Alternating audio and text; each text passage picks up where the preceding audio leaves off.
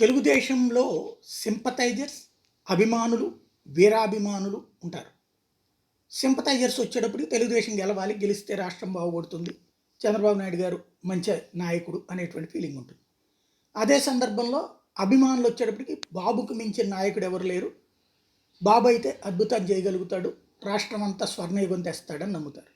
వీరాభిమానులు America అధ్యక్ష పదవికి పొరపాటును చంద్రబాబు వదిలేశాడు కాబట్టి అడెవడో ట్రంప్ బైడెన్ అవుతున్నాడు.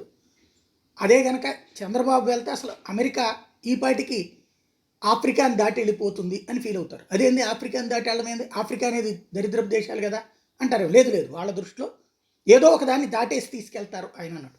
ఏది దాటడానికి లేకపోతే ఇంకా ఏదో దాటడానికి, అదే లేకపోతే కనుక సూర్యమండలమో చంద్రమండలాలను దాటించి తీసుకెళ్తారు. అదొక మూర్ఖత్వంతో కూడినటువంటిది. అంటే ఆయన ప్రపంచాన్ని శాసిస్తున్నాడు, అసలు ఆయన పొరపాటున పట్టించుకోలేదు కాబట్టి అక్కడ అమరావతిలో ఇంద్రుడు ఉన్నాడు. కానీ చంద్రబాబు వెళ్తే ఇంద్రుడైనా సరే ఇంటికి వెళ్ళిపోవాలా, అసలు స్వర్గాన్ని పరిపాలన ఎట్లాగా నడిపించాలో ఆయనకి తెలుసు, త్రిమూర్తులతో పని కూడా చేపిస్తాడు డెవలప్మెంట్ అనేటువంటి ఒక విచిత్రమైనటువంటి ఫీలింగ్ వాళ్ళకు ఉంటుంది. అది దాన్ని ఎవరిని ఏం చేయలేవు. వాళ్ళకి ఇప్పుడు రాధాకృష్ణ గారు గుర్తుపెట్టుకోవాలి, మూర్ఖాభిమానులు, వీర అభిమానులే రాధాకృష్ణ గారి పెట్టుబడి.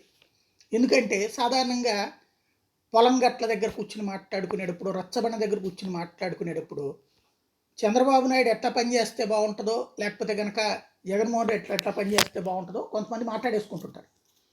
కొంతమంది అక్కడ వీరాభిమానులు ఉంటారు, వాళ్ళు కొట్టేసుకుంటుంటారు, తిట్టేసుకుంటుంటారు. మీ వాడికి ఏం తెలుసురా ఇదని.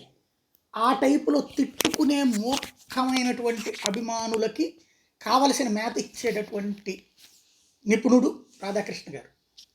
ఆ మూర్ఖ అభిమానులు తప్పించి మామూలు అభిమాని కూడా ఆ వార్తలు చదవాలంటే విరక్తి పుట్టేటటువంటి స్థాయిలో ఉంటుంది.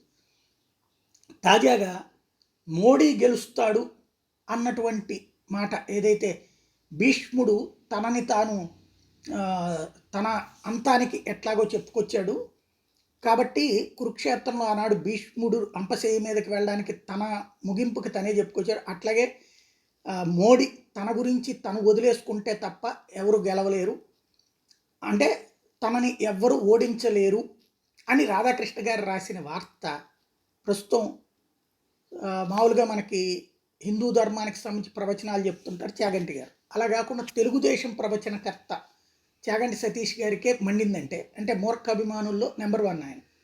చంద్రబాబు నాయుడు గారిని స్వర్గానికి అధిపతిని కూడా చేసేది ఆయనేనమాట. ఆయన పేరు మార్చేసుకో, ఏబిఎన్ని ఎంబిఎన్ అని పెట్టుకో, అంటే మోడీ బ్రాడ్కాస్టింగ్ నెట్వర్క్ అని పెట్టుకో అనే స్థాయికి వచ్చారంటే ఏ స్థాయిలో మూర్ఖ అభిమానులకు మండుతోందో అర్థం చేసుకోవాలి. రాధాకృష్ణ గారు మారాల. మోడీ అనేటువంటి ఆయన దేనికి పనికిరాడు, పొరపాటున ఏదో గెలిచేస్తున్నాడు ఈవీఎంల మీద అని రాయాలి, కానీ ఆయన అట్లా గెలిచేస్తాడు అని రాయకూడదు.